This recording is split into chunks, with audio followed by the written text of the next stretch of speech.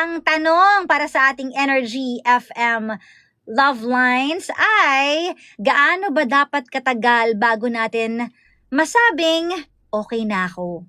Nang hindi tayo nagsisinungaling sa sarili natin. Sinungaling ka pala.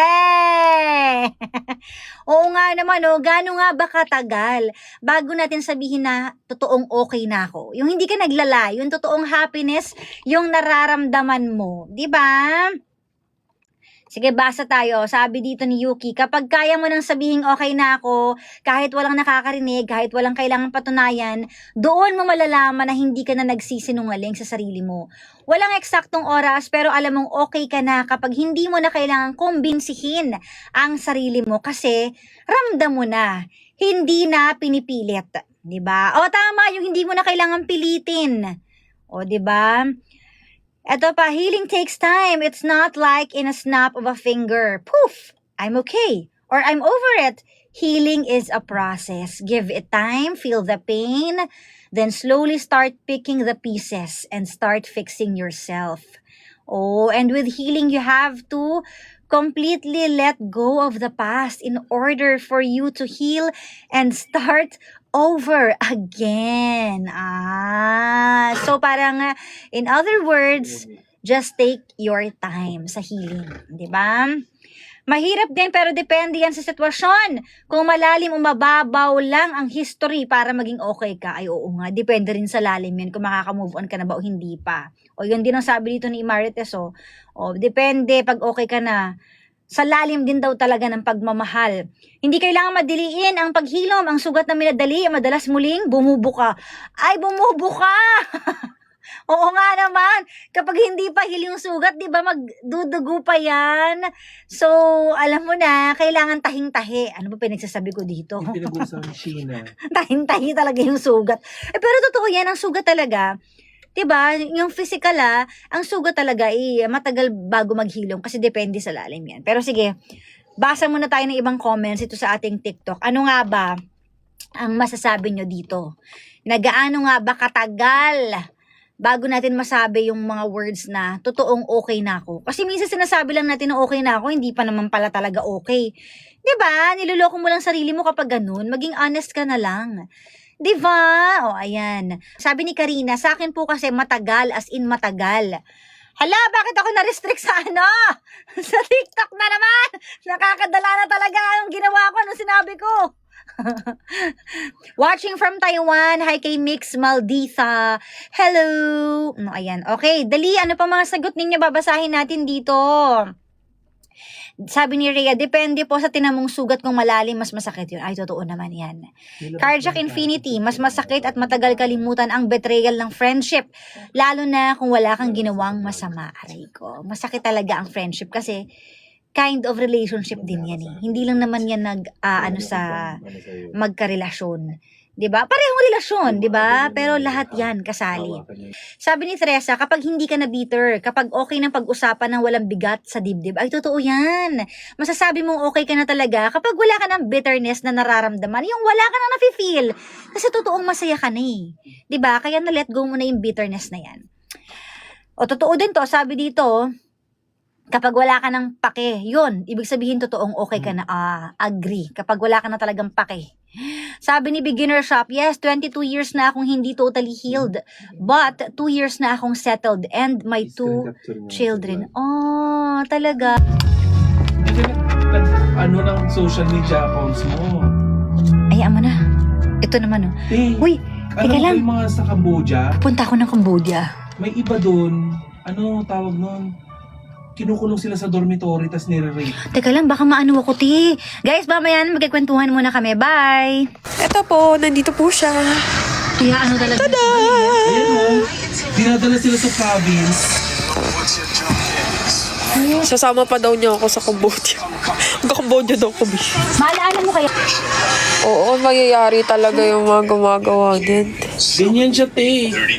Totoo pala yun. Para siyang pogo. Iniisip akong content ko. Ano naman? Wala pa kasi akong yellow basket Uy, tara, mag-TikTok tayo. Madali lang to. Yung Halika na. Teka na natawag ko na namin. Galit na galit na. Bakit? Dito lang. Ano ba yun? Madali lang yan. Sige, pagbalik mo na. Yun lang. Ano ba yan? Ano ba yan? Ano gagawin? Live pa ako. Ano? Blast to. Asan na yung phone mo? Diyan na tayo sa phone mo para upload mo na lang. Let's go! Medyo may edad na yung style. Ito na lang, chupeta. Yan. Ah, yan na. Madali lang yun, oh. Oh, chupeta. Okay. Turo mo na.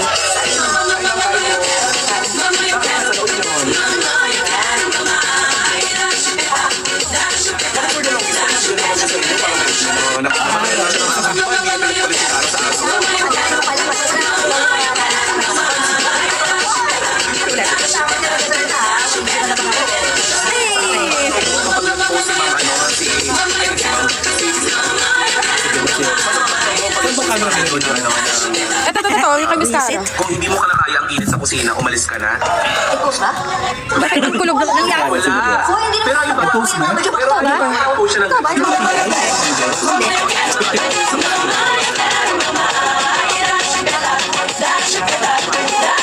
Okay, perfect. Naalala ko pa dati, pinagluto mo siya ng pansit. Luto ng pansit na nahiwa yung daliri. Saan yung ano? Ito talaga yan yung natin. Paluto ng pansit within 1 hour. Stage. Stage. Okay na ba makita yan? Good for how many person do? Okay lang ba? Saan mo sasayaw? Dito, dito. Dito, sa'yo. Sa camera mo. Ah, okay. Deserve. Joke lang, guys. Eh, ba't niya siya 10, 9, 8. Ang walis. Talaga na gano'n lang siya nagsistation dun sa province. Pinalis mo. Kasi hindi. Napapasil ako.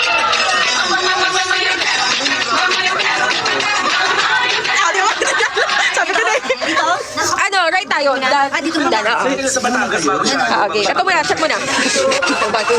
Maingay na. Right, left. Kasi hindi naman. Okay na. Eh, isa pa. Last. Okay na, kapsadok na. Hindi na nga. Mag-joke na kayo. Okay. Naman. Ano eh? Yeah. Magka-content kami ng makeup challenge. Oo. Kaso si Tita Cora naka-makeup na. Oo. So, napagkasunduan namin na ikaw ang make-upan. Ano na naman? Hi, Ate Cara! Sabi ko talaga sa inyo. Akin yung kanan ng mukha mo. Di Sa akin nga. yung kalahati. Oo. Ngayon na? Pagandahan. Ngayon na ba? Oo. Pusang galan! Sobrang ano nyo talaga sponty nyo. Di ko talaga mula malaman to sa mga to. Paglalaroan lang na. Ay, paglalaroan nyo lang mukha ko ah. Podcast niya kami, tagkalahati Contest kami. niya, kalahati. O sige ah. Maban na talaga to permanent. Plansyahin mo natin yung hair niya. Sige. Kailangan straight. Hindi, gusto ko kulot siya eh. So, sa'yo yung kalahating buhok. Straight siya. Sige, kalahati. Sabi ko sa inyo.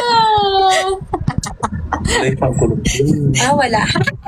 Be, may balak sila Tita Cora sa'yo pero malalaman mo mamaya. No. Oy, grabe Talaga, ka. ano yun? Hindi ka na talaga makakapunta dito.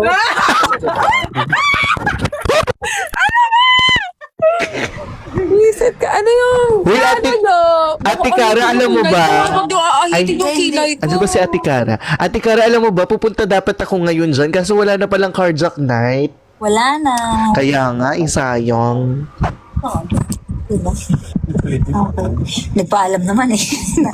Nagpaalam na last week eh. O wala naman na. O wag na natin pag-usapan, baka Wala mapahamak ko sila.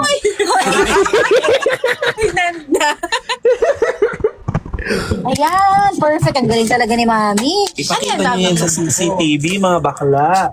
Oo nga, baka mabantahe dito. Oo, no? Meron tayong ano, yung cup na lang, no? Hindi na babayaran mo sa bubo. Oo, yung cup na lang. Actually, pwede nga tayo dun sa upuan, dun sa may CR eh. Oo, nasa baba meron. Ay, hindi Kachipan doon. mo naman, Doon na lang sa bakla. baba. Meron doon. May pwesto doon sa baba. Andito po kami ngayon sa CR. Te, may sopa doon sa CR. Ay, hindi. Hindi doon. Meron doon. Maganda. Ayan na, maitawid lang yung content ah. Oh, may couch sa baba na maayos. O, sige. Hinayang ka sa views, no?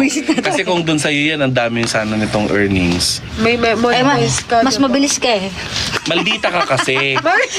Pwede mo sabihin, Tita Cora, sa akin na lang. Hindi ka naman alam na nag-video ka. Sampling kita eh. Hoy, yung mga mamis nga nag-video sila, hindi nag-viral. Uy, nag-viral kay Gigi Capistrano. Alin? Parang 50k viewers ata. Teka, bakit may